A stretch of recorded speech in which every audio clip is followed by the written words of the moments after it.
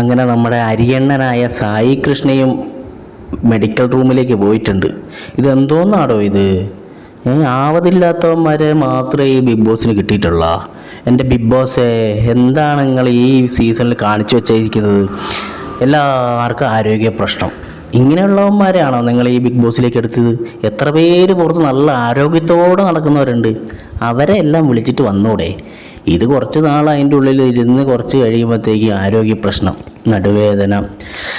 ആരോഗ്യമൊന്നും നമ്മുടെ കയ്യിലിരിക്കുന്ന കാര്യമല്ല. എന്നാലും നമ്മളൊരു പ്രോഗ്രാമിലേക്ക് പോകുമ്പോൾ ഇന്നതൊക്കെയാണ് അവിടെ നടക്കുന്നത് എന്നുള്ളത് നേരത്തെ അറിയാമല്ലോ.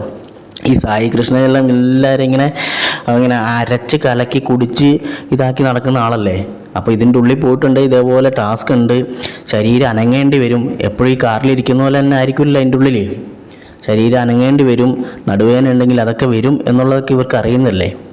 പിന്നെ എന്തിനാണ് വെറുതെ അതിൻ്റെ ഉള്ളിലേക്ക് ഇങ്ങനെ മീശം പിരിച്ച് പോയതെന്ന് എനിക്ക് മനസ്സിലാവുന്നില്ല. ഏതായാലും ഈ സീസൺ ആരോഗ്യപരമായിട്ട് വളരെ മോശകരമായിട്ടുള്ളൊരു സീസണായി മാറിയിട്ടുണ്ട്. എന്തായാലും എത്രയും പെട്ടെന്ന് നമ്മുടെ അരിയണ്ണൻ പൂർവാധികം ശക്തിയോടെ തിരിച്ചു വരട്ടെ എന്ന് നമുക്ക് ആശംസിക്കാം. അല്ലാതെ ഇപ്പോൾ നമ്മൾ എന്ത് പറയാനാണ്?